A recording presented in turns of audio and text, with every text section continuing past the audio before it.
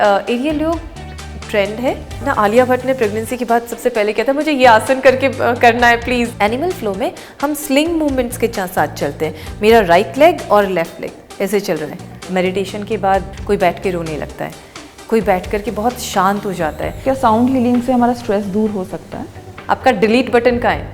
उनको बस उस डिलीट बटन को हम बता रहे होते हैं। अब आप दूसरों को हील कर रही हैं। योग इसीलिए जीने का एक तरीका है। योगा से हम वेट लॉस कर सकते हैं? बिल्कुल होता है, वेट लॉस होता है, लेकिन सब तो क्या योग करने का कोई पर्टिकुलर टाइम होता है? सुबह अगर आप करते हैं तो बहुत अच्छा है। जब जागे तब हाँ। सवेरे। भोजन कैसा होना चाहिए? अपने शरीर से काम कराया है तो उसे इनाम तो देना पड़ेगा। पोषण नहीं समझ पाते हैं हम लोग, इसीलिए गड़बड़ हो जाते हैं। बैलेंस करता है, इसलिए आपके खाने में प्राणायाम कितना जरूरी है? कई लोग तो बहुत तेज लेते हैं। हाँ, वो ठीक नहीं वो है। फोर्स के साथ फोर्स कर के रहे साथ हैं होता तो है। ये हीट क्रिएट करता है। हाई बीपी वाले इसको नहीं करेंगे।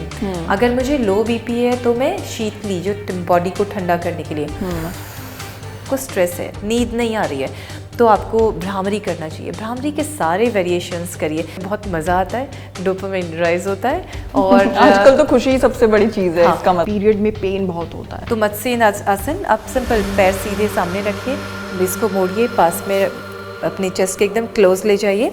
और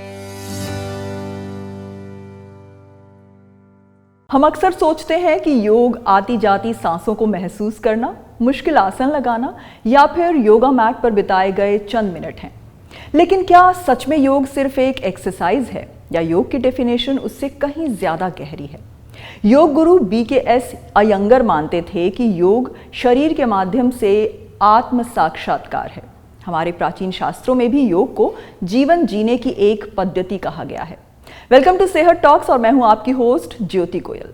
अगर आप घुटनों के दर्द, PCOD और सर्वाइकल जैसी प्रॉब्लम्स का इलाज सिर्फ दवाइयों में ढूंढ रहे हैं तो आज हम सेहत टॉक्स में योग के जरिए आपको समाधान देने की कोशिश करेंगे। इस टॉपिक पर गहराई से बात करने के लिए आज हम अपने स्टूडियो से बाहर निकलकर योग गुरु ममता कांडपाल जी के स्टूडियो में हैं। ममता जी सैकड़ों लोगों की लाइफ में योग के अलग अलग फॉर्म्स के जरिए बदलाव ला रही हैं। Welcome to Sehat talks Mamta ji. Thank you Jyoti for having me here. Thank you so much for having us here. It's my pleasure. Thank you.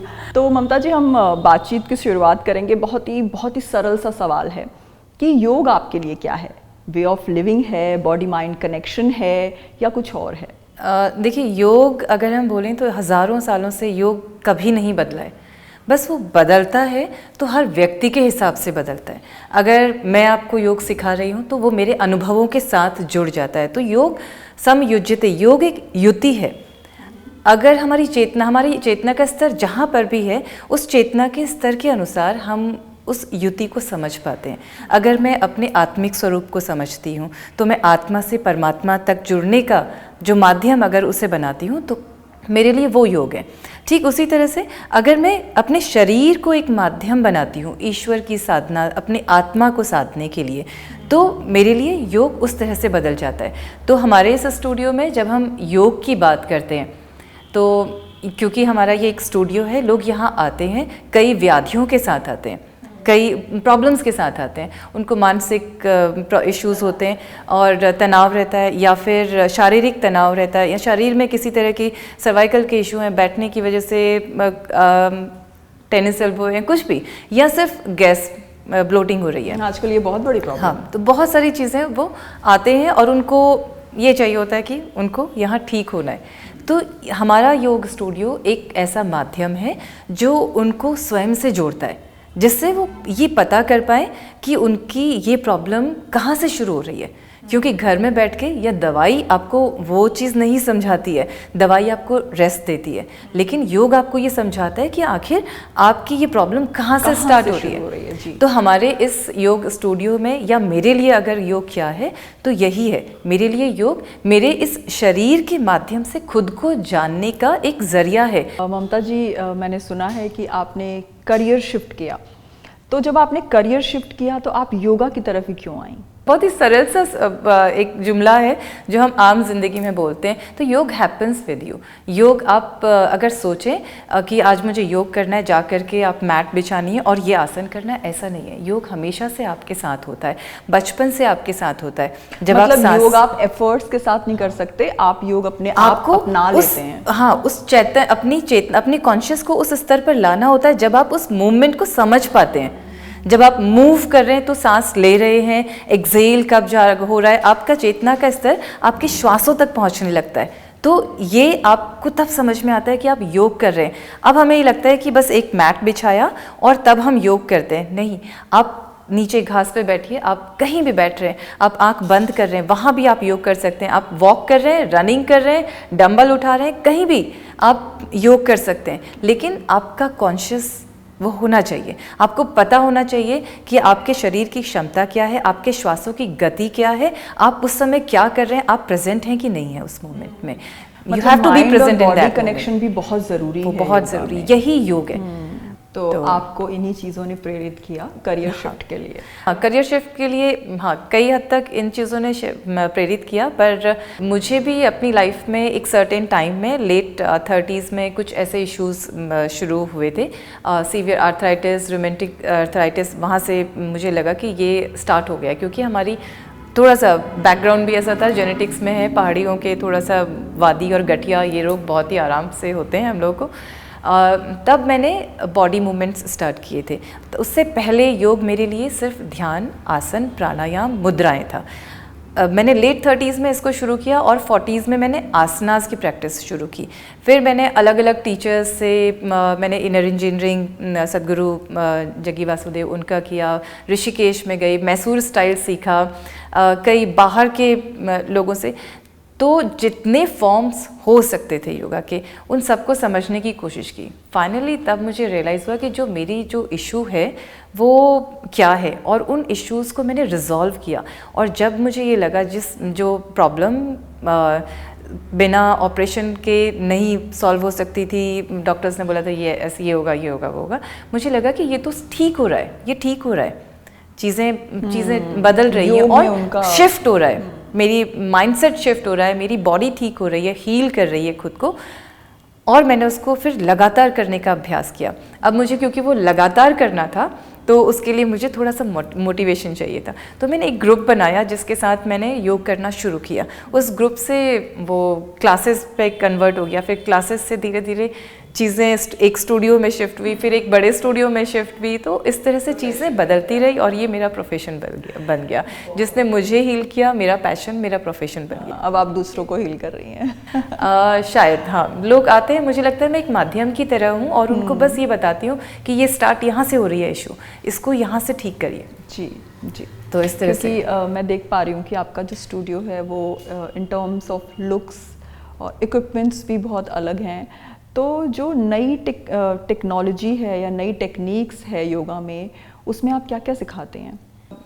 जैसे योग आपको जो आसन है, हम आसन को नहीं बदल सकते हैं। चक्रासन है, वो चक्रासन की ही तरह दिखना चाहिए, क्योंकि वो हमारे सारे चक्रास को, एक जंक्शंस को, उनको क्लियर करता है। अब अगर मुझे शोल्डर में इशू है, मेरा शोल्डर थोड़ा सा पूरा ओपन नहीं होता है, तो हम उस आसन को कैसे करेंगे?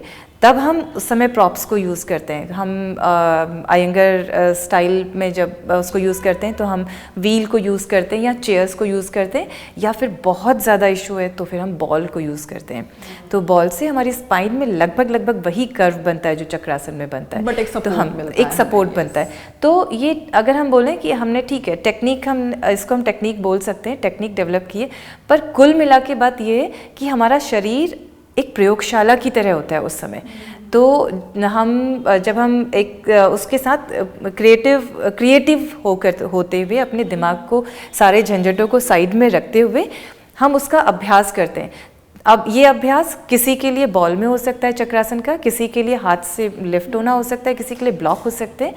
तो अब अपनी अपनी हिसाब से लोग उसको ऑप्ट करते हैं, अपनी क्षमता के हिसाब से उसको करते हैं और देखते हैं कि इससे मुझे ज़्यादा असर पड़ रहा है।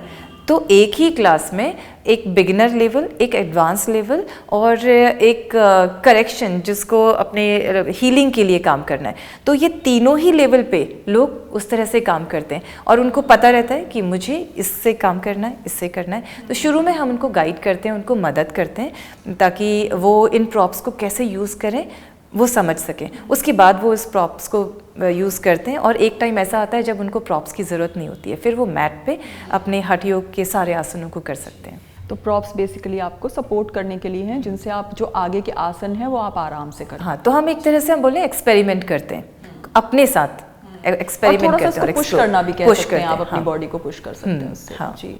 तो अभी आपने बात की चक्रास की, तो क्या चक्रा एक्टिवेशन हो सकता है ममता जी?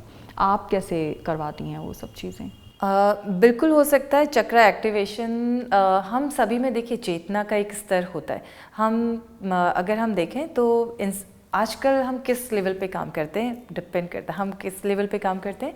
हम सर्वाइवल पे काम करते हैं, हम सर्वाइव कर जाएं। सारी ज़िंदगी पैदा होने के बाद से अगर हम सिर्फ सर्वाइव करने के लिए जी रहे हैं तो बहुत मुश्किल है। वो जो एनर्जीज़ हैं वो वहीं की वहीं रह जाती हैं, हमारे मूलाधार से वो एक्टिवेट नहीं हो पाती हैं। जैसे मेट्रो पे सफ़र कभी किया है आपने, ठीक है, तो मेट्रो पे हम सफ़र करते हैं, तो मेट्रो में सफ़र करते समय हम देखते हैं बहुत सारी लाइंस होती हैं, blue line, yellow line, purple line, लेकिन कुछ स्टेशन ऐसे होते हैं जिनको हम जंक्शन बोलते हैं और वो उस जंक्शन से हमें सारी लाइंस की ट्रेन मेट्रो मिल जाती है। अब वो चाहे येलो लाइन हो, पर्पल हो, चाहे ब्लू हो। तो ये चक्रा हमारे शरीर में जंक्शन की तरह काम करते हैं। हमारा मूलाधार से लेकर के सारे चक्रास जंक्शंस की तरह होते हैं, एनर्जी जंक्शंस होते हैं। अब जब हम इन पर काम करते हैं, ब्लॉक है, इसका मतलब क्या है कि कोई एक लाइन, येलो लाइन आज खराब हो गई, ब्लू लाइन खराब हो गई, तो क्या होता है, ब्लू लाइन पे सफ़र करने वाले सारे के सारे जो मुसाफिर हैं उनको प्रॉब्लम हो जाएगी, उनको प्रॉब्लम हो जाएगी और क्योस क्रिएट हो जाएगा। यही प्रॉब्लम कहाँ होती है? हमारी बॉडी में होती है। अगर हमारा चक्रास मूलाधार में कुछ गड़बड़ है, हमारे तीनों नीचे के चक्र मूलाधार, विशुद्धि और मणिपुर अगर चक्र में थोड़ा सा भी डिस्टर्बेंस है यहाँ के किसी भी जंक्शन में, तो क्या होगा, आपको लगेगा खाना खा रहे हैं पर पच नहीं रहा है, ब्लोटिंग हो रही है, या फिर आपका बहुत सारे क्रिएटिव एस्पेक्ट्स आपकी लाइफ की कम होते जाएंगे, क्योंकि हमारे जो चक्रास होते हैं हमारे क्रिएटिव एस्पेक्ट्स पर भी वो बहुत ज़्यादा इम्पैक्ट वो देते हैं। इसी तरह से मन में हमेशा बहुत ही ज़्यादा इस तरह के ख्याल रहते हैं, अरे कुछ नहीं है लाइफ और बहुत बेकार, अचानक से आप एकदम एक्साइटेड, ओ बॉय वाओ चले, तो ये क्या, ये हमारा अनाहत चक्र है, हमारा विशुद्धि चक्र है। अगर आप जो रियलिटी एक्सेप्ट नहीं कर पाते हम लोग, जैसे भगवान शिव ने, हम सिंपल से इसको ऐसे समझेंगे कि भगवान शिव ने विष को यहाँ हलाहल को धारण किया था, उन्होंने ना अंदर लिया ना वो बाहर जा सकता है, बाहर जाएगा तो ब्रह्मांड में हाहाकार मच जाएगा, जीव जंतुओं का। अंदर जाएगा तो भी जो है जीवन के लिए वो संकट है। ठीक ऐसे ही यही चीज़ होती है हमारे विशुद्धि चक्र में। हमारी पर्सनैलिटी के कुछ ऐसे ट्रेट्स होते हैं जिसको हम समझ नहीं पाते, हम एक्सेप्ट नहीं करते हैं कि मैं ये हूँ, पर मैं असल में वो होती हूँ, पर मेरा एक्सेप्टेंस नहीं है। जितना आप रियलिटी के क्लोज हैं, आपका विशुद्धि चक्र बहुत सहज रहेगा, वहाँ पर एनर्जीज बहुत चैनलाइज रहेंगी। तो इस तरह से ये चक्रास, सभी चक्रास हमें हमारे बहुत ही अच्छा सिग्निफिकेंट इम्पैक्ट देते हैं। तो कम से कम हम चक्रा क्लीन कर सकते हैं। मेडिटेशन है हमारा, या फिर मेडिटेशन का कोई भी फॉर्म है, तो वो क्या चक्रा एक्टिवेशन में काम करता है मेडिटेशन? बिल्कुल करता है, क्योंकि चक्रा जागरण कब होगा? जागरण उसी समय होता है जब हम शांत होते हैं, सब कुछ शांत है। अब मेडिटेशन में हम क्या करते हैं, हम पहले लोगों को शवासन में ले जाते हैं, स्थिर हो गया, शरीर स्थिर हो गया, शरीर के बाद मन को स्थिर करते हैं गाइडेड मेडिटेशन के साथ। जैसे ही मन स्थिर होता है, मन हमारा एक लूप में चलता है, हम फिर साउंड हीलिंग के साथ उनको धीरे धीरे, साउंड हीलिंग का इस्तेमाल इसलिए हम करते हैं क्योंकि साउंड में जैसे आप देखेंगे अचानक से कहीं से संगीत बहुत अच्छा सा एक म्यूज़िक चलता है तो हमारा की सारी इंद्रियां उस तरफ जाती हैं और बहुत ही रिलैक्स्ड हमें फील होता है। तो जब सब कुछ शांत हो गया, तब साउंड जब वो शुरू होती है और वो साउंड लगभग प्रणव अक्षर की तरह साउंड्स होती हैं, उसमें हमारी जो सिंगिंग बोल्स में साउंड्स होती हैं, तो वो प्रणव अक्षर की तरह हमें वहाँ पर स्थिर कर देती हैं। अब जब हमारा मन स्थिर होता है तब हम धीरे धीरे महसूस करते हैं कि चीज़ें, शरीर, पहले तो हमें लगता है कि शरीर भारी हो रहा है, इतना भारी हो रहा है कि बस हिलेगा ही नहीं, हिलेगा ही नहीं। और फिर उसके बाद हमें अलग अलग, सबको अलग अलग तरह के अनुभव होते हैं कि कोई मेडिटेशन के बाद अपने भीतर जितना भी उसको इमोशन से बाहर आते हैं, कोई बैठ के रोने लगता है, कोई बैठ कर के बहुत शांत हो जाता है और बस कुछ नहीं बोल पाता है, और कोई ये बोलता है बहुत अच्छा लगा। और कई लोग ऐसे होते हैं जो मेडिटेशन और साउंड हीलिंग के साथ ही साथ उस समय अपनी चेतना के स्तर को जागृत करते हैं और उन्हें वो कंपन अपने स्पाइन में महसूस होता है। मैंने अक्सर सुना है लोगों से कि भाई हम तो मेडिटेशन में लेटे या बैठे तो हमारा ध्यान तो कहीं और चला जाता है और सारे तरह के ख्याल आने लगते हैं और हम मेडिटेशन नहीं कर पाते, बेसिकली ये होता है। ये मैंने बहुत लोगों से सुना है। तो सही तरीका क्या है मेडिटेशन करने का और आसपास का वातावरण कैसा होना चाहिए? देखिए, वातावरण तो शांत होना चाहिए, एक स्थिति है, एक जगह है तो बहुत अच्छा है। लेकिन अगर आपको ऐसा लगता है, अगर आप भी उन्हीं में से एक हैं जिनको ऐसा लगता है कि मेडिटेशन करने के लिए आप बैठे, आंखें बंद की और बहुत से ख्याल आए, तो ये बहुत अच्छा है। आप ये मानिए कि आप मेडिटेशन के फर्स्ट जो स्टेज है, जैसे हम अगर बोलें नर्सरी वाली स्टेज है, आप उसमें हैं। क्योंकि ऊपर कौन सी चीज़ आती है जब मंथन होता है, तो समुद्र में अगर ज्वार भाटा आता है, सबसे ऊपर क्या आता है? कूड़ा कचरा, हल्की चीज़ें ऊपर आ जाती हैं। तो ये वो चीज़, ये वो ख्याल है जो बहुत ही ऊपरी सतह पे आने दीजिए, बस ऑब्जर्वेशन रखिए, ऑब्जर्व करिए कि ये ख्याल हैं और ये आ रहे हैं मुझे और जा रहे हैं। आपको होल्ड नहीं करना है उनको, आपको आने और जाने देना है। अलाउ देम, जो भी चीज़ें अंदर हो रही हैं उनको बस ऑब्जर्व करिए। जैसे आप अभी इस समय मुझे देख रहे हैं कि मेरा हाथ इस तरह से हिल रहा है या मैं ये कर रही हूँ, बस आप एक साक्षी भाव से बैठ करके देख रहे हैं। तो बस वही साक्षी भाव से अपने आप को ऑब्जर्व करिए।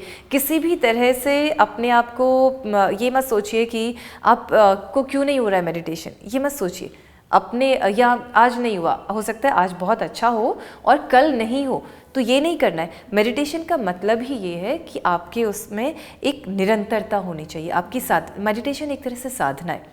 तो साधना अगर बहुत अच्छा होता है अगर आप रोज़ एक नियत समय पे करते हैं। संधि काल सबसे बहुत उससे भी अच्छा होता है, ब्रह्म मुहूर्त या संधि काल या फिर दोपहर का। संधि काल मतलब? हाँ, संधि काल अगर हम बोलें तो जो हमारा सुबह का जो समय होता है, जब जिसे हम ब्रह्म मुहूर्त में भी बोल देते हैं, हम सुबह सूर्योदय से पहले, उषा काल जिससे उससे पहले, वो एक संधि काल होता है। फिर 12 बजे भी एक संधि काल आता है। अगर आपके पास समय नहीं है तो आप उस समय दोपहर के 12 बजे भी, वो एक बहुत अच्छा समय होता है जब हम अगेन शिफ्ट हो रहा होता है सूर्य अपनी तेज के साथ और मध्यम तेज में। और शाम का संध्या का जो काल होता है वो भी एक संधि काल होता है। और रात्रि के 12 बजे ध्यान का मतलब है कि मैं बस अपने आप को जानने के लिए, जब मेरा मन कब शांत हो रहा है, कम से कम पहले मैं ये तो समझूं, मेडिटेशन का पहला फॉर्म यही है कि मैंने जब आंख बंद किए, अच्छा इतने सारे तरह के ख्याल आए, बस आ गए और चले गए। फिर अब कुछ नहीं है, अब सोचने के लिए अब कुछ बचा ही नहीं है। तो अब मेरा दिमाग क्या कर रहा है, मैं ये भी देख रही हूँ, अंतर मन को, मैं अंदर देख रही हूँ। हाँ, मैं बाहर की सीन नहीं देख रही हूँ, मैं अंदर का सीन देख रही हूँ कि अब मेरे मन में क्या चल रहा है। कुछ है ही नहीं, ठीक है, कुछ नहीं है। तो पहला काम क्या होगा? नींद आ जाएगी। क्योंकि बहुत लोग मेडिटेशन में आते ही सबसे पहला होता है कि मैं तो अपने आप को ध्यान नहीं लगा पा रहा, मेरा ध्यान भटक रहा है, और दूसरा दे विल स्लीप। तो नींद आ जाएगी। तो ये भी अच्छा है क्योंकि आपने क्या किया, जैसे हम लाइट बंद करने के बाद सो जाते हैं, ठीक है, लाइट बंद करने के बाद अंधेरा हो जाता है, ठीक वैसे ही आपने स्विच ऑफ कर दिया। अब ब्रेन को पता ही नहीं है क्या करना है, तो भाई वो आपको सुला देगा, ठीक है।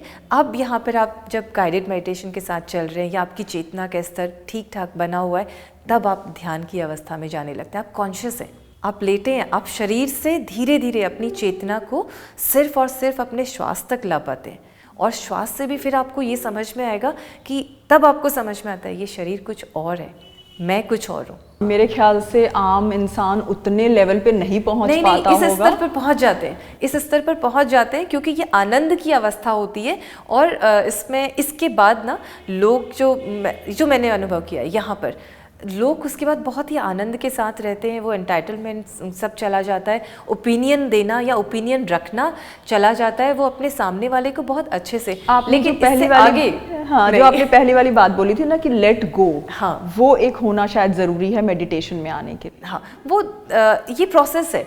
हम ये नहीं कह सकते कि ये पहले होगा या वो पहले होगा, लेकिन आप किसी एक के साथ करना शुरू करते हैं, बस इस मैट पे आना इसीलिए ज़रूरी होता है। तो मैं ये बहुत सारे बाउल्स देख रही हूँ आपके पास। हाँ, तो क्या ये एक साउंड हीलिंग का प्रोसेस का तरीका है ये? हाँ, ये साउंड हीलिंग के प्रोसेस का तरीका है, अलग अलग ध्वनियों के माध्यम से। अब देखिए अगेन, हम साउंड हीलिंग या हमें इतनी चीज़ें क्यों चाहिए होती हैं, इसलिए क्योंकि अगर मैं रोज़ एक चीज़ दे रही हूँ आपको, एक ही तरह से प्रेजेंट कर रही हूँ, तो ब्रेन पहले से ही, हमारा दिमाग बहुत ही चतुर होता है, वो समझ जाता है अच्छा आज फिर से यही है।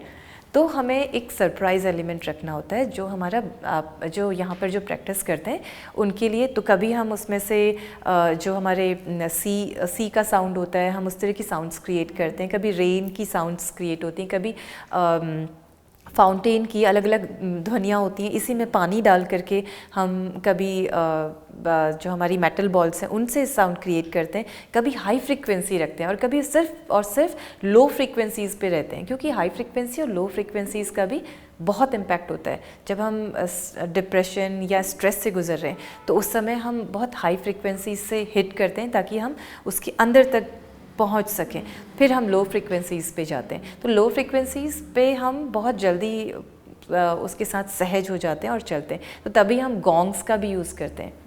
तो ये जैसे ही आपको सरप्राइज़ मिलते हैं ना, तो आपको वो आपका दिमाग फिर से उस अवस्था में चला जाता है जो मैंने आपको बताया कि शवासन के बाद अब कुछ नहीं है, अब क्या करें, अब वो उस ध्वनि के साथ चलता है, उसकी सारी चेतना। जो साउंड हीलिंग है उससे हमारे का कोई, जैसे स्ट्रेस है आजकल बहुत कॉमन है, हमारी आजकल की ज़िंदगी ऐसी है जिसमें स्ट्रेस रहता ही रहता है, बीट एनी रीज़न, तो क्या साउंड हीलिंग से हमारा स्ट्रेस दूर हो सकता है?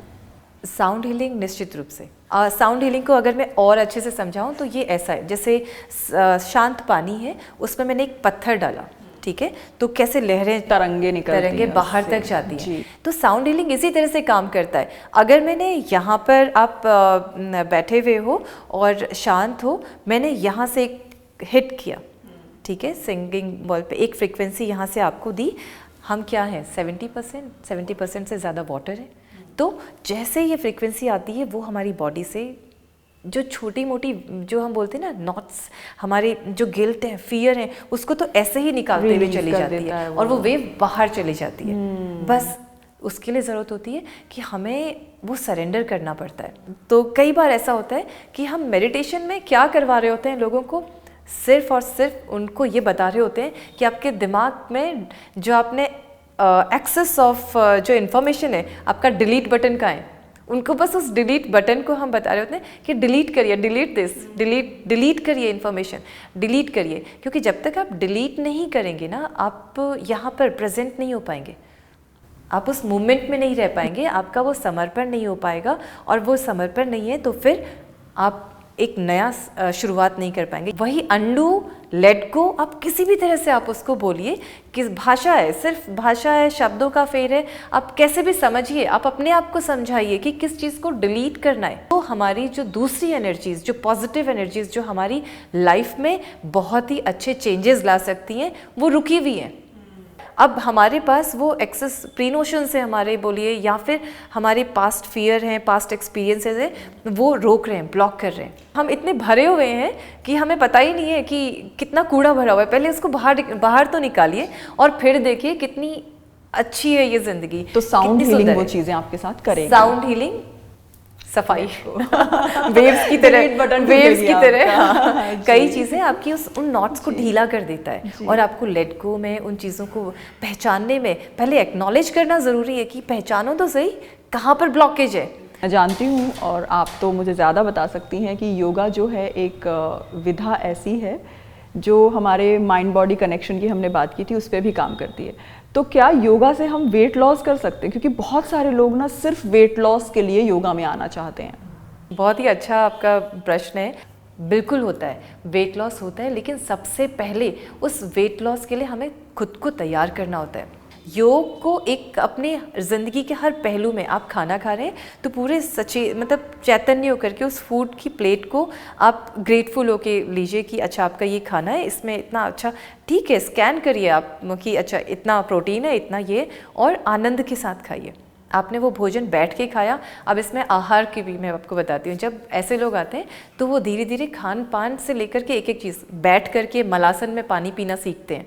हमेशा अपने जो खाना है उसको इस तरह से खाइए कि आप उसे पी रहे हैं, और पानी को इस तरह से पीजिए कि आप उसे खा रहे हैं। माने कि आप अपने खाने को इतना चबाइए 32 बार कम से कम हम बोलते हैं, कम से कम 20 बार तो चबा ही लीजिए। चाहे वो चावल है उसको सीधे अंदर मत डालिए, क्योंकि आप जब चबा रहे हैं तो वो स्लाइवा भी जा रहा है। अब हमारा स्टमक है, उसमें आप जब भी कुछ खा रहे हैं तो उस स्टमक में, अगर आपका स्टमक का इतना स्पेस है तो उस स्पेस में एक स्पेस आप पूरा फुल करिए अपने भोजन से। उतना ही स्पेस पानी के लिए रख लिए और उतना ही स्पेस हवा के लिए रखिए, तो आपको कभी इस तरह से इश्यूज नहीं होंगे। बैठ करके खा रहे हैं और इस तरह से आप बैठे, आपका पूरा नीचे से अपना डायफ्राम ऊपर की तरफ आ रहा हुआ है और आपने ये घुटना पास में रखा हुआ है। कैसे तो बैठे आगे से भी ऐसे और ऐसे, ये बैठ गए। अब आगे से भी आपका एब्डोमेन प्रेस हो गया है, ठीक है। आपने देखा होगा थाली इस तरह से खाई जाती थी पहले। जी हाँ, पहले हमारे पहाड़ों में अटाई बोलते हैं हम लोग, अटाई बनाते थे। इवन जैसे अब ये अटाई में छोटे छोटे ऐसे ब्लॉक्स होते थे जिसमें अलग अलग लोग बैठते थे और फिर हमारे यहाँ भी होता था, आप छोटी चौकी रखते थे और नीचे बैठ के खाते थे। हाँ, इतना कॉन्शियस आप होते हैं तब आपको ये सारा ध्यान, ये आपका लाइफस्टाइल चेंजेस होते हैं, तब आपको पता चलता है अरे मेरा तो योग करने से वजन कम हो गया। तो ये होता है। तो बात ये है कि हमें अपनी पूरी लाइफस्टाइल पे काम करना होगा, चाहे वो भोजन हो, चाहे अपनी एक्सरसाइज हो, योगा हो, स्लीप पैटर्न हो या काम करने का तरीका हो कुछ। तो यही सस्टेनेबल है। नहीं तो आप वेट कम करेंगे, अपने शरीर को टॉर्चर करेंगे और फिर खाएंगे तो फिर वैसे ही हो जाएंगे।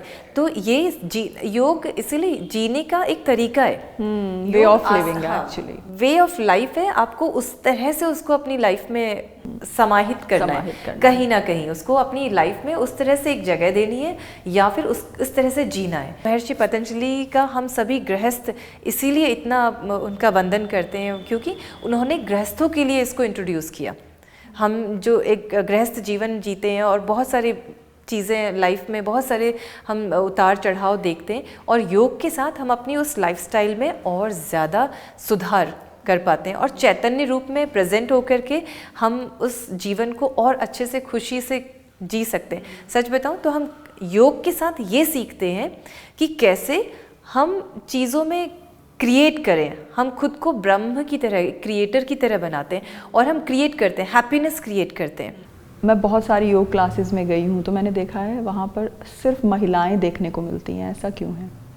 हाँ, क्योंकि महिलाएं बहुत ज़्यादा चैतन्य, जो उनका चेतना का स्तर होता है, महिलाएं जन्मजात योगी नहीं होती हैं उनकी चेतना का स्तर बहुत अलग होता है। आप देखिए, कोई भी अगर दो पुरुष साथ में होंगे या हमारे सामने या हम बैठे होंगे तो मैं शायद अपनी बुराई कर सकती हूँ, एक औरत अपनी जो कमियां हैं वो स्वीकार कर सकती है सबके सामने कि वो बोले कि मुझे पीसीओडी है, मुझे दिक्कत हो रही है, उसको कुछ नहीं पता है कि वो क्या बोल रही है, लेकिन वो अपनी कमियों को स्वीकार कर रही है, एक्नॉलेज कर रही है।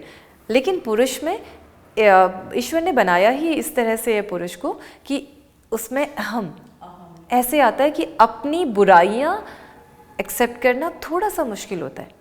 तो औरतें पहले उसको एक्नॉलेज करती हैं और वो बोलती हैं जाना है, मुझे करना है, अपने लिए कुछ मेरे साथ ये दिक्कत है और मुझे वहाँ पे है। जाके ठीक करना है ये। और आप अगर हम साधना की दृष्टि से भी देखें तो औरतों में चेतना का स्तर, और अगर हम चक्रास भी जब हम जागृति या उस स्तर पर देखें तो बहुत जो उसके जो फल होते हैं वो बहुत जल्दी दिखने लगते हैं। दूसरा ये कि औरतों के लिए योग बहुत ज़्यादा फ़ायदेमंद होता है।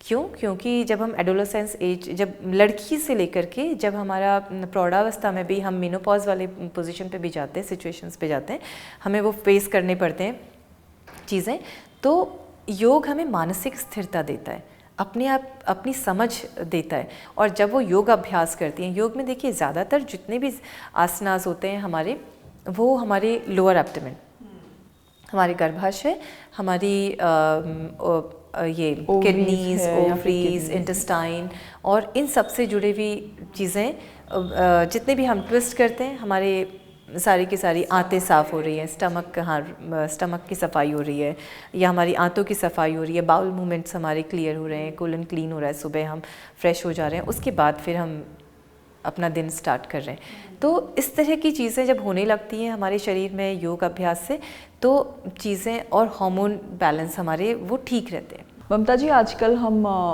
फीमेल्स में और ख़ासकर ना यंग गर्ल्स में देख रहे हैं कि PCOD, PCOS, PMS इवन और हार्मोनल इम्बैलेंस काफ़ी बहुत ज़्यादा देखने को मिल रहा है आजकल। वजह चाहे जो भी हो, लेकिन क्या योग में इसके रूट कॉज को हम हील कर सकते हैं, और कौन से आसन हैं ऐसे जो हमारी जो फीमेल व्यूअर्स हैं वो देख के कर सकती हैं? हाँ, बिल्कुल कर सकते हैं। और अगेन वही है कि आपको एक साथ लाइफस्टाइल चेंजेस है। अगेन इसको हम लाइफस्टाइल से ही जोड़ेंगे कि आपको रात में टाइम से सोना है, आहार में फास्ट फूड या इस तरह की चीज़ें नहीं होनी चाहिए। अब हम आसन की अगर बात करें तो आसन में जितने भी आसन जो हमारे इस एरिया के साथ मूव कर रहे हैं वो सारे आसन इसमें हमारे काम आते हैं। अगर हम बहुत आसान से आसन की बात करें तो हम पहला आसन अगर हम बोलें तो हमारा सिंपल कटी चक्र ट्विस्ट, सिंपल आप ट्विस्ट कर रहे हैं, ठीक है। उसके बाद आपके बटरफ्लाई जिसको हम बद्ध कोण आसन बोलते हैं, और आपके जिसे हम लंजेस बोलते हैं, सूर्य नमस्कार आप कर लेंगे, बहुत अच्छा है। सूर्य नमस्कार में जितने भी आपके ट्विस्ट होते हैं बद्ध कोण के साथ साथ, उसमें आपके बॉन्ड एंगल में जितने भी आपके ट्विस्ट आते हैं, तो सूर्य नमस्कार और उसके साथ के जो लंजेस वाले ट्विस्ट हैं वो मत्स्येंद्र आसन, तो ये आपके इस पूरे एरिया में वही इम्पैक्ट देता है। और बहुत आसान अगर हम देखें तो आपका हैप्पी बेबी पोज जिसको हम बोलते हैं, प्रसन्न मुद्रा बाल आसन, तो ये आसन हमें बहुत हद तक उसमें मदद करते हैं। किसी भी एक आसन से या दो आसन से हीलिंग नहीं होती है। हीलिंग किससे होती है? जब आप सारी चीज़ें एक साथ कर रहे होते हैं, तब आसन आपकी ज़िंदगी का एक पार्ट होता है, उस ज़िंदगी का जिसमें फास्ट फूड नहीं है, उस लाइफ का जिसमें आप टाइम से सो रहे हैं, तब आसन और ज़्यादा इम्पैक्ट के साथ काम करते हैं। तो इसका मतलब सबसे पहले आपको फास्ट फूड नहीं खाना है, टाइम से सोना है, उठना है, अपनी लाइफस्टाइल में चेंजेस लाने हैं, तभी योगा आपको काम में आएगा। और ममता जी, हम इसके बाद थोड़ा सा योगासन करेंगे, बट उससे पहले आप मुझे ये बताइए कि आजकल थायराइड है और डायबिटीज़ है, इवन ब्लड प्रेशर लोगों का बहुत फ्लक्चुएट करता है, हाई होता है, लो होता है, तो इसमें अगर हमारे कोई ऐसे व्यूअर हैं जो इन सब से चीज़ों से सफ़र कर रहे हैं, तो वो कौन से आसन कर सकते हैं? थायराइड में तो देखिए, थायराइड क्या है? हमारी ये बटरफ्लाई ग्लैंड है जिस पर हमें काम करना होता है। अब बटरफ्लाई ग्लैंड हमारी बहुत सारे आसन्स में एक्टिव होती है। अब मैं किस तरह की प्रैक्टिशनर हूँ, उस तरह से मैं उन आसन को अडॉप्ट करूँगी। अगर मैं सिंपल ये जालंधर बंद मेरा अगर लगता है, तो प्राणायाम में जालंधर बंद के साथ मेरे कुछ प्राणायाम होंगे। ठीक उसी तरह से हलासन, अगर मैं हलासन वाले स्तर पर नहीं हूँ योगा का अभ्यास करते हुए, तो मैं हमारा सेतु बंद आसन, जिसमें अगेन चिन लॉक, स्टर्नम चिन की तरफ जाता है, तो ये। इसके अलावा हमारे, अगर मैं किसी भी स्तर पर नहीं हूँ, मुझे लगता है मैंने तो अभी तक कभी योगा किया ही नहीं है, तो और बहुत मुश्किल है मेरे लिए करना, तो मैं कम से कम अपनी ग्रीवा भेदन, मतलब ग्रीवा की जितनी भी मूवमेंट्स होती हैं, चाहे वो आगे पीछे हैं, राइट लेफ्ट है, मूवमेंट्स हैं ये, तो वो कम से कम होने चाहिए। ममता जी, कुछ आजकल बच्चियाँ ऐसी हैं जिनको पीरियड में पेन बहुत होता है, तो उस पीरियड पेन से रिलीफ के लिए हम कोई है ऐसा आसन योगा में जो हम कर सकते हैं जिससे इंस्टेंट रिलीफ मिल सकती है हमें? देखिए, पहले तो ये दिखाना ज़रूरी होता है डॉक्टर को कि आपका पेन किस वजह से। अगर सिर्फ सिंपल पीरियड पेन है तो अगेन पहले तो ध्यान दीजिए क्या आप एक अच्छी लाइफस्टाइल ऑप्ट कर रहे हैं, ठीक है। उसके बावजूद भी अगर हो रहा है तो अब हमारे कई आसनास ऐसे काम आते हैं जिसमें हम, अगर सिंपल आप सूर्य नमस्कार, कपोतासन के जो वेरिएशंस होते हैं जिसमें हम सिंपल लेग आगे रख करके और पीछे और फॉरवर्ड बेंडिंग, अगेन आपके लोअर बॉडी के जो मूवमेंट्स होते हैं हमारे, अगर मत्स्येंद्र आसन के हम अगर देखें जिसको हम ट्विस्ट बोलते हैं, तो मत्स्येंद्र आसन आप सिंपल पैर सीधे सामने रखिए, इसको मोड़िए, पास में अपने चेस्ट के एकदम क्लोज ले जाइए और हाथ को पीछे ले जाइए, तो ये सारे आपके पूरा अगेन इस एरिया में मूवमेंट्स हो रहे हैं, तो ये मूवमेंट्स हमारे लिए बहुत ज़रूरी होते हैं। कई बार सिर्फ इन्वर्टेड पोजीशन से भी हमें बहुत फ़ायदे होते हैं। पर्वतासन आता है, पर्वतासन अगर ठीक से हो रहा है तो हम उसके बाद हलासन करने की कोशिश करते हैं, हलासन अच्छे से हो रहा है तो शीर्षासन करने की कोशिश करते हैं। पर हाल तो हमारा भी कुछ वैसा ही है कि आजकल लैपटॉप है, डेस्क जॉब है बैठे रहने की, तो उसकी वजह से साइटिका है, स्पॉन्डिलाइटिस है, सर्वाइकल है, में इतना है कि हर तीसरे बंदे को आप शायद पूछ लेंगे तो ये पता चलेगा। उसके लिए आप कौन से आसन बता सकते हो? अगर आपको पेन है, बहुत पेन है, तब तो कुछ मत करिए। मैं कोई आसन उस समय आपको नहीं बोलूँगी, क्योंकि पेन इन्फ्लेमेशन है और उस समय आप कुछ कर रहे हैं, जैसे आपको कहीं चोट लगी है और आप बार बार उसको घिस रहे हैं, दवाई लगा रहे हैं, तो क्या वो ठीक हो जाएगा? नहीं। तो पहला काम है आराम करना। आराम करने का मतलब भी ये नहीं है कि ठीक है मैं आराम तो कर रही हूँ पर नीचे फ़ोन ही तो देखते हुए आराम कर रही हूँ, ठीक है। आराम का मतलब ये कि जिस पोस्चर की वजह से वो हो रहा है उसे मत करिए। आपको सर्वाइकल हो गया, इसका मतलब आप बहुत इग्नोरेंट हैं अपने शरीर को लेके। आसन को बताने से पहले मैं ये कहना चाहूँगी कि पहले आप उसको ठीक करिए जो आप गलत कर रहे हैं, जो आप गलत कर रहे हैं। ठीक है, फ़ोन से हमारा कई बार हमारे बहुत ऐसे काम होते हैं, आजकल सब कुछ उसी पर होता है, तो आप सामने रखिए, आप खड़े ऐसे की बजाय आप ऐसे रखिए, आप नीचे देखने की बजाय आप सामने रखिए। अगर आप सिंपल रोटी बनाते हुए आपको अगर सर्वाइकल हो रहा है, आपको पेन उभर रहा है, तो आप चेयर पे बैठ जाइए और स्लैब की हाइट पे आपका नेक ऊपर रहेगा। इसलिए भी होता है कि चॉपिंग कर रहे हैं और ये क्योंकि प्रेशर पड़ रहा है और ये आपका और ज़्यादा पेन बढ़ जाता है। अब ऐसे में चेयर पे बैठ के करिए। अब स्टैंडिंग आवर्स, अब हम बात करते हैं हमारे इसके साइटिका पेन की। साइटिका पेन क्या होता है? अगेन लोअर बैक में जब कंप्रेशन में हम बैठे हुए हैं, देखो हमेशा बैठे हुए हैं, तो इसका सबसे आसान तरीका तो ये होता है आप लेट जाइए, पैर ऊपर कर लीजिए। ये कोई भी कर सकता है, कोई भी कर सकता है। आपको कोई चाहे उसमें बीपी या शुगर कोई उसमें वो नहीं, कोई भी बेसिक आदमी कोई भी बैठ करके एकदम दीवार से सट के बैठ जाएंगे, पैर ऊपर है और पैर दीवार से इस तरीके से लगना है और पैर पे अपना पैर ऊपर कर लेने हैं, पैर ऊपर कर लेने हैं। अब जब आप अपने पैर ऊपर कर लिए तो एक पैर के ऊपर दूसरा पैर रख लीजिए ऐसे। अच्छा, ऊपर किए हाँ, और इसको पास में लाने की कोशिश करिए, जिससे ये आपका हैमस्ट्रिंग पूरा यहाँ पर पूरा ओपन होगा। और अगेन हैप्पी बेबी पोज जिसको हम बोलते हैं प्रसन्न मुद्रा बालासन, उसमें जा सकते हैं। जैसे आप देखते हैं बच्चे जब लेटे रहते हैं, जब छोटे से होते हैं और वो अपने अंगूठे को मुंह में डालते हैं, किस पोज में डालते हैं? वो पोज है। हाँ, आपकी स्पाइन एकदम स्ट्रेट है फ्लोर पे या फिर बेड पे। हाँ, वो उस बच्चे इस पोज को करते करते राइट लेफ्ट मूव करते हैं, अपनी स्पाइन को स्ट्रेंथ देते हैं और कुछ समय बाद वो 3-4 महीने में बैठना शुरू कर देते हैं या 6 महीने में बैठना शुरू कर देते हैं। तो हम तो बच्चों से भी बहुत कुछ सीख सकते हैं इसका मतलब। हाँ, तो इसलिए हम इस आसन का नाम ही बच्चों पर ही पड़ा हुआ है, क्योंकि उसमें हमारी हैमस्ट्रिंग भी ओपन हो जाती है, स्पाइन को आराम मिलता है। आजकल इतनी भाग दौड़ वाली लाइफ है, सबके पास टाइम नहीं है कि वो 1 या 1.5 घंटा निकालें और योगा करें, तो आप हमारे व्यूअर्स को कुछ ऐसे आसन बताइए 4-5 में भी, जो कि वो करें तो उनकी फुल बॉडी वर्कआउट हो सकता है। आप पानी पीते, मलासन में बैठ के पीजिए, बैठ कर। मलासन कैसे करें? मलासन आप घर में बैठते हैं, आपने पानी की बोतल ली और आप उसके बाद ये आप खड़े हुए और आप मलासन में बैठ गए, बस ऐसे मलासन में बैठे आप पानी पी रहे हैं। ओके, मॉर्निंग में जो आपको पानी अब अगर मुझे बहुत दिक्कत है, मैं मलासन में नहीं बैठ पाती हूँ, तो मैं कैसे, मैं ये ब्लॉक लूँगी और इसके ऊपर मलासन में बैठ जाऊँगी। कम से कम मुझे सपोर्ट मिला हुआ है, प्रेशर नहीं है। हाँ, प्रेशर नहीं है, यहाँ पे बेंड है पैर। तो सिंपल आपने पानी बैठ करके पीना सीख लिया, तो दिन में अगर आप 4 बार भी पी रहे हैं तो आप बैठ करके पी रहे हैं। और जब भी आप बैठते हैं, क्योंकि सबको तो यही इशू होता है, आगे लैपटॉप और ऐसे ही बैठना है, तो जब भी आप चाहे चेयर पे बैठे हैं या कुछ भी बैठे हैं, हर 15-20 मिनट में कोशिश ये करिए, या तो अपने हाथ सर के पीछे। अब आपको बहुत ऑकवर्ड लग रहा है, नहीं ऑफिस में मैं कैसे ऐसे करूँ, सबको लगेगा कि मैं क्या कर रही हूँ, तो आप सिंपल दोनों हाथ पीछे रख लीजिए ऐसे पीछे, या अपनी एल्बो को, अपनी कोहनियों को पीछे रख लीजिए और चेयर पर ही हाथ रखिए। कोहनी पीछे चली गई, आपका शोल्डर पीछे चला गया, आपका कंधा, जो आपका पोस्चर कंधे आगे आ रहे थे वो आपने उसको पीछे कर लिया, और ये अपने थाइस पे हाथ रख लीजिए। मान लीजिए चेयर के ऊपर हैंडल्स नहीं है तो आपने यहाँ पर ये पोस्चर आपका, जो आपका पोस्चर करेक्शन हो गया। अब अगर आपको सर्वाइकल है तो आप चेस्ट भी ओपन हो रही है आपकी, चेस्ट ओपन हो गया, हार्ट ओपन हो गया, शोल्डर बैक हो गई है और स्पाइन एकदम स्ट्रेट है। तो ये दूसरा है जो हमने अपने एक पोस्चर करेक्शन के लिए किया। अगेन हल्का सा चिन स्लाइटली आप ऊपर इसमें कर सकते हैं, अप एंड डाउन या राइट और लेफ्ट। तो जितना ग्रीवा से जुड़ी हुई, जितनी गर्दन से जुड़ी हुई जितनी मूवमेंट्स है, आप वो यहाँ पर कर सकते हैं।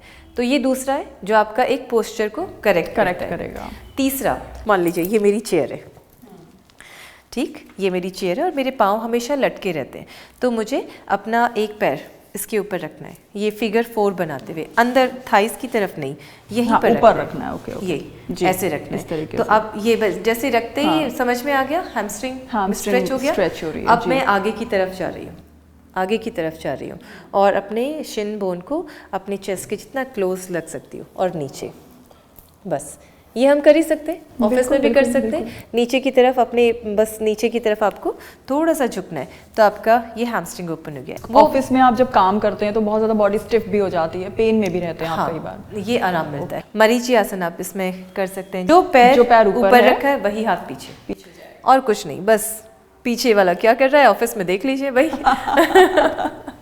तो ये आपका सिंपल ट्विस्ट है। अगेन ये आपके लेग्स और लोअर बैक को ही आपको स्ट्रेंथन कर रहा है और साथ में स्ट्रेच भी कर रहा है। और बहुत ज़्यादा देर तक कोशिश करिए कि आप कि जो सिटिंग आवर्स हैं वो ज़्यादा ना हो। आप बीच बीच में खड़े होकर के पानी लेने जाते रहिए या कुछ करिए, मूवमेंट करिए। हमारा शरीर मूवमेंट्स के लिए बना हुआ है। आपने तो हमें ऑफिस में बैठे बैठे बता दिया कि हम क्या करें जिससे बॉडी रिलैक्स हो जाएगी। कई लोग ऐसे हैं जिनके पास मॉर्निंग में भी टाइम नहीं है, रात शाम को भी टाइम नहीं है, ऑफिस से लेट आते हैं, तो क्या योग करने का कोई पर्टिकुलर टाइम होता है या आप किसी भी टाइम योगा कर सकते हैं? देखिए, योग हमारे शरीर के हिसाब से तो सुबह अगर आप करते हैं तो बहुत अच्छा है। अगर आप शाम को संधिकाल के समय कर रहे हैं तो बहुत अच्छा है। आपके पास कोई टाइम नहीं है तो आप खाने के कम से कम 2-2.5 घंटे बाद आप करिए तो बहुत अच्छा है। लेकिन जब आपको पता है कि आज मुझे योगासन में ट्विस्ट करने हैं तो आप खाने में 2-3 घंटे का आप ज़्यादा गैप बढ़ा दीजिए। या योग, आपको पता है कि आपको आज योग क्लास में इस समय जाना है तो अपना खाना लाइट रखिए और 2 घंटे पहले आप खा सकते हैं। तो इस तरह से अपने योग करने के शेड्यूल को तय करिए और अपने खाने के उसको तय करिए कि आपको कब करना है। अब उसके बाद फ़र्क नहीं पड़ता है कि आप किस समय कर रहे हैं, क्योंकि जब जागे तब सवेरा। जब जागे तब सवेरा। ऑफ कोर्स हम योग कुछ ना कुछ किसी न किसी चीज़ की प्राप्ति के लिए कर रहे हैं, तो प्राप्ति तभी हो सकती है जब भोजन ठीक हो। तो योगासन के बाद भोजन कैसा होना चाहिए हमारा? देखिए, आपने शरीर से काम कराया है तो उसे इनाम तो देना पड़ेगा।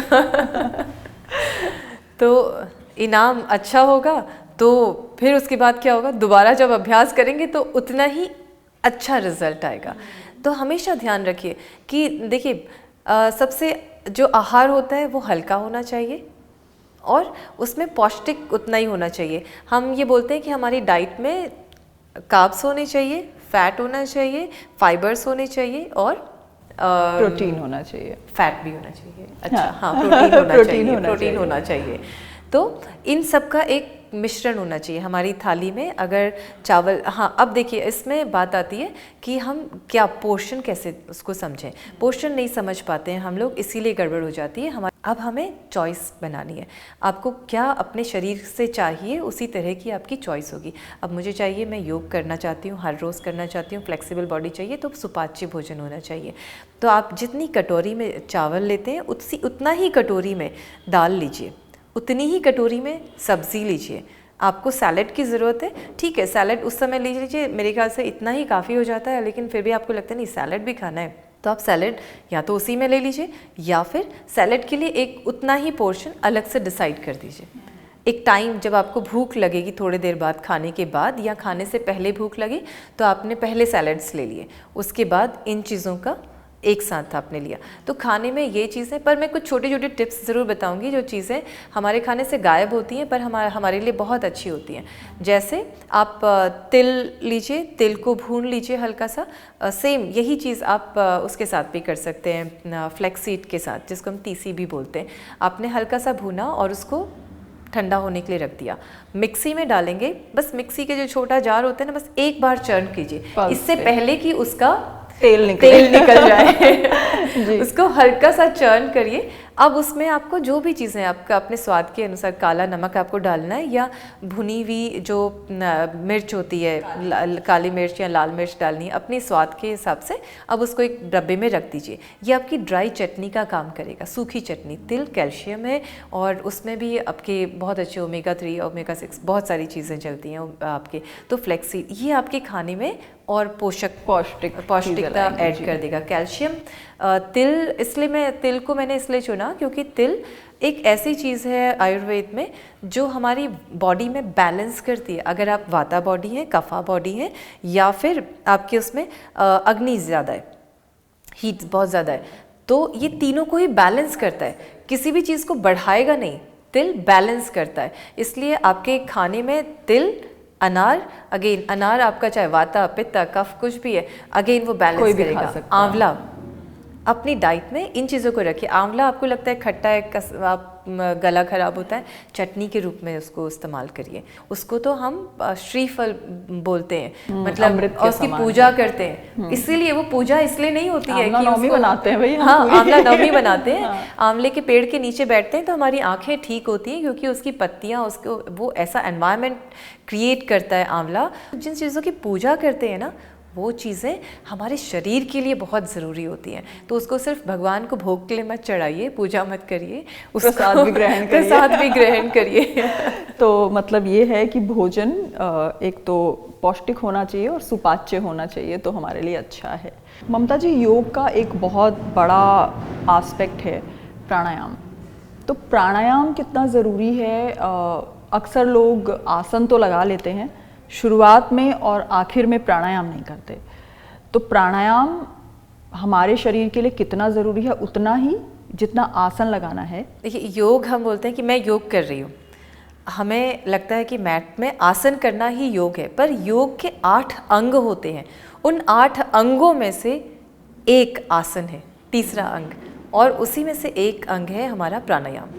यम, नियम, आसन, प्राणायाम, फिर प्रत्याहार, फिर ध्यान, धारणा और समाधि। तो इस तरह से इतनी सारी चीज़ें हम करते हैं एक साथ, तब हम बोलेंगे कि मैं योग करती हूँ, तब योग का तब हम ये योग है। तब ये योग है। आप अपनी सांस अंदर लो और सांस बाहर लो। अपना एक हाथ अपने नेवल के ऊपर रखो और मुझे बताओ, सांस लेते समय आपका पेट अंदर है या बाहर है? सांस छोड़ते समय कहाँ है? सांस लेते हुए पेट फूलता है, मतलब बाहर की तरफ आता है, और सांस छोड़ते हुए पेट अंदर जाता है। हाँ, बिल्कुल सही। पर ये तो बिल्कुल बहुत, मैं आपसे नेक्स्ट क्वेश्चन यही पूछने वाली थी कि बहुत लोगों को नहीं पता हाँ। कि ब्रीथ भी कैसे करते हैं। मतलब ये तो एक, अगर हम ब्रीथ ना करें तो हम मृत्यु की तरफ चले जाएंगे। तो बहुत लोगों को ये नहीं पता कि सांस लेना कैसे है। तो मतलब वो यही नहीं जानते कि हम सांस ले कैसे। तो मैं अगला सवाल आपसे यही पूछने वाली थी कि सांस लेने की टेक्निक क्या है? क्या सांस लेने की टेक्निक को ही हम प्राणायाम कहते हैं? शुरुआत हम वही, हमारी जो चेतना हमारे ब्रेथ वर्क के साथ जुड़ी हुई रहती है। अगर देखिए, आप खाने के बिना भी, पानी के बिना भी कई दिनों तक जिंदा रह सकते हैं। आप हवा के बिना नहीं रह सकते। और ये एक ऐसी चीज़ है जो हमें बिल्कुल मुफ्त में मिलती है, और उसको सबसे ज़्यादा अंडर एस्टिमेट हम करते हैं और उसके बारे में कभी सोचते भी नहीं है। तो जब हम गहरी सांस ले रहे हैं, मेरा डायफ्राम नीचे जाना चाहिए, तो मेरा पेट बाहर आना चाहिए। डायफ्राम जैसे जैसे पुश कर रहा है मेरी बैली को, यानी कि क्या है, मेरे लंग्स एक्सपेंड हो रहे हैं, मैं अपने लंग्स को पूरी तरह से यूज़ कर रही हूँ। आजकल क्या होता है, कई बार हम जब पूछते हैं कि आप जब सांस ले रहे हो, सांस लिया, पेट अंदर गया है, सांस छोड़ा, पेट बाहर आ गया है। तो ये चीज़ नहीं होनी चाहिए। आप सोचिए, आप गुब्बारे में अगर हवा भर रहे हैं तो गुब्बारा फूलना चाहिए। ये तो बहुत ही बेसिक चीज़ है। बहुत तो कई बार ये नहीं होता है। तो प्राणायाम क्या है? सिर्फ और सिर्फ एक इनहेल, एक माइंडफुल इनहेल और एक्सेल। तो एक्सेलेशन पे हम फोकस करते हैं। हमेशा हमारा एक्सेलेशन लेंदी होता है, इनहेल उससे थोड़ा सा छोटा होता है। और कुंभक, हम जो प्राणायाम का मेन है, वो हर कोई नहीं लगाता है। कई चीज़ें, जैसे जिसको हाई बीपी है या लो बीपी है, तो हम कुंभक उनको मना करते हैं कुछ चीज़ों में। नॉर्मल आप इनहेल, लेंदी इनहेल करिए और लेंदी एक्सेल करिए। एक रूल, प्राणायाम श्वास कैसे लें, अगर आपको कुछ समझ में नहीं आ रहा है कि प्राणायाम कैसे है, क्या, और मुझे कुछ समझ में नहीं आता है, ठीक है, नहीं आता है, कोई बात नहीं। आप क्या करिए, सांस लीजिए, इतना धीरे सांस लीजिए जैसे मैंने ये उंगली, मान लीजिए उंगली भी नहीं भी, एक दिया रखा है यहाँ पर, या मैंने उंगली भी रखी है यहाँ पर। तो मैं जब सांस ले रही हूँ, मुझे वो सक्शन एयर का अपनी नाक से वो समझ में नहीं आना चाहिए। और जब मैंने सांस छोड़ी तो ये हवा बाहर भी आ रही है, उसका तो फोर्स भी समझ में नहीं आना चाहिए। इतना सहज, बहुत तेज लेते हैं। हाँ, वो ठीक नहीं है। वो ठीक नहीं है नहीं बोलेंगे, इसका मतलब है कुछ ना कुछ दिक्कत है उनको, या मन अशांत है। आप कभी भी देखिए, आप जब भी स्ट्रेस में होंगे तो उस समय अपनी ब्रेथ वर्क पे फोकस करिए। उस समय बहुत शॉर्ट ब्रीथ होती है, उस समय आवाज़ आती है। उसमें आप स्ट्रेस में सोएंगे तो आपकी आवाज़, आप सिर्फ आंख बंद करिए, आपको आवाज़ आने लगेगी। वो स्ट्रेस है। जैसे जैसे आप स्ट्रेस को रिलीज़ करेंगे, वैसे वैसे आपका ये इनहेल और एक्सेल उतना सहज होता जाएगा। और ये इसको हम किसी भी स्तर से हम शुरू करते हैं, कोई फ़र्क नहीं पड़ता है। प्राणायाम जो है वो कोई भी कर सकता है या कोई हेल्थ कंडीशन ऐसी है जिसमें प्राणायाम नहीं करना चाहिए? देखिए, श्वास तो कोई भी ले सकता है, ठीक है, सब ले सकते हैं इस तरह से जो मैंने अभी बताया कि डीप इनहेल और लेंथी एक्सेल। आप प्राणायाम अलग अलग, आप कौन सा प्राणायाम कर रहे हैं? अगर आप भ्रस्तिका कर रहे हैं जो हीट जनरेट करता है, इनहेल और एक्सेल, हाथ ऊपर और नीचे फोर्स के साथ कर रहे हैं, तो ये हीट क्रिएट करता है। हाई बीपी वाले इसको नहीं करेंगे। अगर मुझे लो बीपी है तो मैं शीतली, जो बॉडी को ठंडा करने के लिए यहाँ या दांत से शीतकारी, ये हम नहीं करेंगे। ये कौन करेगा? अब ये बॉडी को ठंडा करने वाला प्राणायाम कौन करेगा? जिसको हाई बीपी वाले करेंगे जी। जिसको लो बीपी है वो बॉडी को हीट क्रिएट करने वाले प्राणायाम करेगा। भ्रस्त्रिका कर सकता है, कपालभाति वो कर सकता है। अब जिसको हार्ट कंडीशन से, मतलब हार्ट डिजीज, आपको अंदाज़ा भी लगाना है कि आपका हार्ट थोड़ा सा इसमें वीक है या कुछ है, तो आपको ये यहीं पर जालंधर बंद और कुंभक लगाते हुए अंदाज़ा आ जाएगा कि आपका लेफ्ट साइड आपको हैवी लगने लगेगा या वो अलाउ ही नहीं करेगा आपको। तो जिनको भी हार्ट डिजीज़ है उनको ये उज्जाई प्राणायाम नहीं करना चाहिए। तो कुछ वैसे प्राणायाम होते हैं, जैसे जैसे आप उसमें जाते हैं तो वो नहीं करने चाहिए। जैसे आपको स्ट्रेस है, नींद नहीं आ रही है, तो आपको भ्रामरी करना चाहिए। भ्रामरी के सारे वेरिएशंस करिए, चाहे आप षडमुखी मुद्रा के द्वारा षडमुखी मुद्रा लगाइए। षडमुखी मुद्रा इसलिए क्योंकि ये हमारी कैविटीज़ होती हैं, यहाँ पर कैविटी, जैसे आप देखो कभी इन्फ्लेमेशन होता है, सर्दी ज़ुकाम होता है, तो हमारी आँखों के ऊपर ये स्वेलिंग हो जाती है, यहाँ स्वेलिंग हो जाती है, यहाँ पर भी थोड़ी स्वेलिंग हो जाती है। तो हम इन कैविटीज़ को बंद करते हैं षडमुखी मुद्रा के द्वारा और फिर हमिंग साउंड क्रिएट करते हैं। तो ये जिसको भी, अगर आप डिप्रेशन से जूझ रहे हैं या आपको लग रहा है अरे मैं क्या सोच रहा हूँ, मुझे इससे बाहर आना है, आप या नींद नहीं आ रही है, सोने से पहले आप कर सकते हैं भ्रामरी कर गुंजन। सकते हैं। हाँ, ये वही बात है ममता जी कि हम थायराइड में अगर उज्जयी करते हैं तो हमारे लिए अच्छा है, और अगर हम वही हार्ट डिजीज़ में अगर उज्जयी कर लेंगे तो हमारे लिए अच्छा नहीं। बिल्कुल सही बात है। ममता जी, मैं देख रही हूँ कि आप एरियल योगा भी कराती हैं, आपके स्टूडियो में एरियल योगा होता है, तो लोग शायद देखकर ही डर जाएं कि अरे एरियल योगा कैसे हो सकता है। तो एरियल योगा क्या अंडर सम सुपरविजन किया जा सकता है या कितना आसान है करना, कौन कर सकता है इसको? देखिए, एरियल योगा कोई भी कर सकता है मेरे हिसाब से, लेकिन वो ये चीज़ है कि करा कौन रहा है और आपको कितनी समझ है अपनी। जैसे देखिए, एरियल योगा हम कई बार, मैं थेरेपी के हिसाब से भी कराती हूँ। एरियल योगा जिनको पाइल्स के इशू हैं, एकदम बहुत ज़्यादा कॉन्स्टिपेशन बहुत ज़्यादा है, तो एरियल योगा में उनको इन्वर्जन हम करवाते हैं। तो इन्वर्जन उनको इंस्टेंट रिलीज देता है। और एरियल योगा ये वैसा ही है, देखिए झूला है, कपड़ा है, जो आपको आप जैसे ऐसे लोग, कई बार ऐसा होता है, मान लीजिए वज़न ज़्यादा है या कभी नहीं किया है, तो उल्टा होना सबके लिए बहुत आसान नहीं है। और आप शीर्षासन पे नहीं हो सकते हैं क्योंकि आपने कभी योगा नहीं किया है, तो आप क्या एरियल योगा के माध्यम से, अभी हम अगर अयंगर रोप भी यूज़ करते हैं तो कई बार रोप से भी लोगों को थोड़ा सा डर लगता है, पर इसमें हम झूले की तरह, क्योंकि ये झूला है, अगर आपने बचपन में झूले हैं और तो ये बस वैसा ही है, थोड़ा सा ब्रेन फ्री रखना पड़ता है दिमाग को, और दिमाग को फ्री रखिए, बस क्लास में प्रेजेंट रहिए। क्योंकि एरियल योगा एक ऐसा योगा है जो आप ज़मीन से ऊपर एक हैमक में कर रहे हैं। अब हैमक में कर रहे हैं तो पहली बार कर रहे हैं या बार बार भी कर रहे हैं, तब भी आपको पूरी तरह से अपनी बॉडी को बैलेंस करना है एक कपड़े के ऊपर। तो हो ही नहीं सकता है कि आप क्लास में प्रेजेंट ना रहें, आप कर यहाँ रहे और दिमाग कहीं और, ऐसा नहीं होता है। तो आप प्रेजेंट रहते हैं, इसलिए आपको अच्छा लगता है। और जैसे ही आपने कोई एक मूवमेंट किया तो सीधे डोपामिन राइज होता है, ओह माय गॉड मैंने ये कर लिया, वाओ, क्योंकि ये नई चीज़ है। तो हमारा ब्रेन हमको उस तरह के सिग्नल्स देता है और वो फील गुड वाली चीज़ आती है। तो एरियल योग में लोग अक्सर जो उनके रिस्पॉन्स होते हैं वो इस तरह के होते हैं। अब हम जब योग क्लासेस डिज़ाइन करते हैं तो अगर किसी को कोई इशू है तो उसके हिसाब से हम एरियल योग की क्लासेस डिज़ाइन करते हैं। तो बेनिफिट क्या होते हैं एरियल योगा के ममता जी? एरियल योगा के वही बेनिफिट हैं जो हमारे योग के बेनिफिट हैं, क्योंकि इसमें हम चक्रासन करते हैं, इन्वर्टेड पोजीशंस करते हैं, जिसको हम विपरीत करणी आसन बोलें या फिर शीर्षासन बोलें। और सबसे पहला बेनिफिट तो ये कि आप को करने में बहुत मज़ा आता है, डोपामाइन राइज होता है। और आजकल तो खुशी सबसे बड़ी चीज़ है। हाँ, इसका मतलब लोग ऐसे लोग हैं कि जो आते हैं, ओ ये ना आलिया भट्ट ने प्रेगनेंसी के बाद सबसे पहले कहता है मुझे ये आसन करके करना है प्लीज़, इसलिए वो एरियल योग की क्लास बुक इसीलिए करते हैं। तो ये है, पर एरियल योग ट्रेंड है जो उन्होंने खुद को पहले एक बॉक्स के अंदर रखा होता है, सोचते हैं कि मेरे से कुछ नहीं होगा, वो उस बॉक्स से बाहर आने लगते हैं तो स्ट्रेंथ बढ़ती है मेरे ख्याल। स्ट्रेंथ बढ़ती है, स्ट्रेंथ यहाँ से बढ़ती है।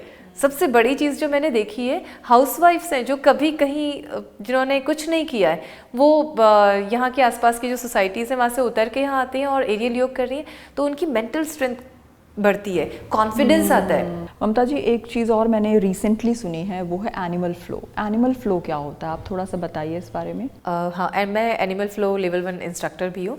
तो एनिमल फ्लो एक ऐसे मूवमेंट्स होते हैं जिसमें हम अपनी बॉडी वेट के साथ मूव कर रहे होते हैं, और जैसे हम योग में करते हैं, योग में हमारा राइट साइड चलता है, लेफ्ट हम लोग करते हैं, एक बार राइट से करते हैं, एक बार लेफ्ट से करते हैं।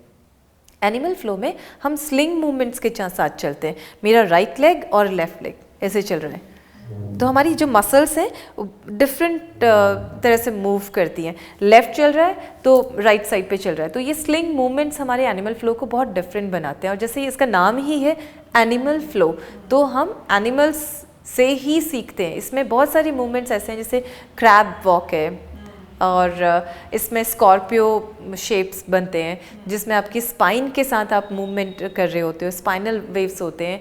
और आप देखिए किसी भी एनिमल को आप देखेंगे, उसके आगे वाले पैर बहुत ज़्यादा स्ट्रॉन्ग रहते हैं, पीछे आप उसके पैर थोड़े से मुड़े रहते हैं। तो इसमें हम उस ज़्यादातर मूवमेंट्स ऐसे ही होते हैं जिसमें हम हैंड्स को यूज़ कर रहे होते हैं। तो अब जैसे आप एनिमल फ्लो धीरे धीरे करना शुरू करते हैं, एनिमल फ्लो भी कोई भी कर सकता है, जिसने कुछ नहीं भी किया है कभी भी, तो वो भी एनिमल फ्लो कर सकता है। बिगिनर और इसके एडवांस अपने अपने लेवल उसमें अपने सब कर सकते हैं। तो इसमें हम अपने अपर बॉडी की स्ट्रेंथ पे काम करते हैं। अगेन जैसे ही हम इन सब चीज़ों से बाहर आते हैं, हमें सर्वाइकल ठीक हो गया, ये ठीक हो गया, तो अब हम स्ट्रेंथ पे जब काम करना शुरू करते हैं, तब हम एनिमल फ्लो के सारे मूवमेंट्स को इंक्लूड करते हैं अपने मूवमेंट्स में। जैसे हम सर्दियों में बहुत ज़्यादा ठंडा होता है, बॉडी खुलती नहीं है सुबह, तो हमारे जो वार्म अप्स होते हैं जब हम स्टार्ट करते हैं अपने सेशंस को, तो हम एनिमल फ्लो के साथ करते हैं। एनिमल फ्लो में आप यकीन मानोगे, यहाँ पर बाहर चाहे कोहरा हो, यहाँ पसीना आता है लोगों को, स्ट्रेंथ लगती है। हाँ, उसमें क्योंकि आपकी अपर बॉडी जो आपने पूरा आप किसी भी बॉडी पार्ट को छोड़ नहीं सकते हो, आप लेग्स कोर सब उसमें चल रहा है, तो हमारी स्वेटिंग अच्छी होती है, वार्म अप अच्छा हो जाता है। अब जब वार्म अप अच्छा हो गया है तो बॉडी खुल गई है, फ्लेक्सिबिलिटी अच्छी होती है, फिर आप किसी भी आसन पे काम करिए, वो आसन आप बहुत बेहतर तरीके से परफॉर्म करने लगते हो। ममता जी, ऐसा है क्या कि जो लोग पतले दिखते हैं, मतलब जिनकी बिल्ड जो होती है बॉडी की वो पतली होती है, वो लोग ज़्यादा फ्लेक्सिबल होते हैं, ऐसा होता है? नहीं, ऐसा बिल्कुल नहीं होता है। कई बार ऐसा होता है कि जो पतले हैं वो बहुत ज़्यादा स्टिफ भी होते हैं। कई बार ऐसा होता है जो देखिए सिंपल सी बात है, अगर आप बहुत ज़्यादा मोटे हैं, बहुत थाइज़ मोटी हैं, तो हिप तो ओपन आपका वैसे ही है, तो उनकी इलास्टिसिटी बॉडी की वैसे ही ज़्यादा होती है। बस ये होता है वेट ज़्यादा होने की वजह से मूवमेंट्स थोड़े रिस्ट्रिक्ट हो जाते हैं। पतली बॉडी में अगर आपने मूवमेंट्स नहीं किए, अगर आपकी अपने फ्लेक्सिबिलिटी पे बहुत ज़्यादा काम नहीं किया है, तो पतले लोग भी कई बार बहुत स्टिफ होते हैं, और उनकी ये स्टिफनेस ज़्यादा खतरनाक होती है, क्योंकि पतला इकहरा बदन हम योग इसमें मानते हैं, आयुर्वेद में ये मानते हैं कि वो वायु से इन्फ्लुएंस्ड रहता है। हम योग में ये भी मानते हैं फ्लेक्सिबिलिटी अभ्यास से बढ़ा सकते हैं आप, और यही अभ्यास जो आप शरीर के साथ कर रहे हैं वो अभ्यास आपको यहाँ से भी करना होता है। यहाँ से अगर आप बहुत रिजिड है, बहुत ज़्यादा अपनी फिक्स चीज़ें लाइफ में यही होना चाहिए, इससे ज़्यादा में या इससे कम नहीं, उसके बाद आपको स्ट्रेस हो जाता है। तो ये जो स्टिफनेस है, जो आपकी मेंटल स्टिफनेस है, आपकी इमोशनल स्टिफनेस है कि बस यही होना चाहिए, ये क्यों नहीं हुआ, वो आपकी बॉडी में भी रिफ्लेक्ट करती है। तो कई बार हम आसनों के साथ अपनी इमोशनल बॉडी को वहाँ शिफ्ट देखते हैं कि अरे ये तो मैं बदल गई हूँ, तो कई बार हम तो धीरे धीरे ही होने वाली इससे वहाँ काम करते हैं, और कई बार हम अपने आपको मेंटली प्रिपेयर करते हैं, अपनी फिजिकल बॉडी पे काम करते हैं। तो ये दोनों ही एक दूसरे के साथ कॉम्प्लीमेंट करते हुए चलते हैं, पूरक हैं एक दूसरे की।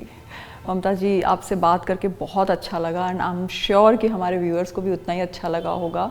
और आपने जितनी भी चीज़ें बताई, अगर हम उनमें से थोड़ी सी भी अपनी लाइफ में ले आए ना, तो मेरे ख्याल से हम बहुत हेल्दी रह सकते हैं। Thank you so much for coming to our show. Thank you so much. तो ममता जी से बात करके हम सब ये तो जान ही गए हैं कि योग पार्ट टाइम एक्टिविटी नहीं है, बल्कि वे ऑफ लिविंग है। उम्मीद है कि आज का हमारा योग स्पेशल आपको अपने जीवन में पॉजिटिव चेंज लाने के लिए मोटिवेट करेगा। याद रखिए, सेहत सिर्फ बीमारियों का ना होना नहीं है, बल्कि शरीर, मन और आत्मा का जुड़ाव है। आज का शो आपको कैसा लगा, हमें कमेंट में ज़रूर बताइएगा। शो को लाइक, शेयर और सब्सक्राइब करना ना भूलें। अगली बार फिर से मिलेंगे एक नए टॉपिक और एक्सपर्ट के साथ। तब तक के लिए खुद योग करें, औरों को योग करने के लिए प्रेरित करें और स्वस्थ रहें। नमस्ते।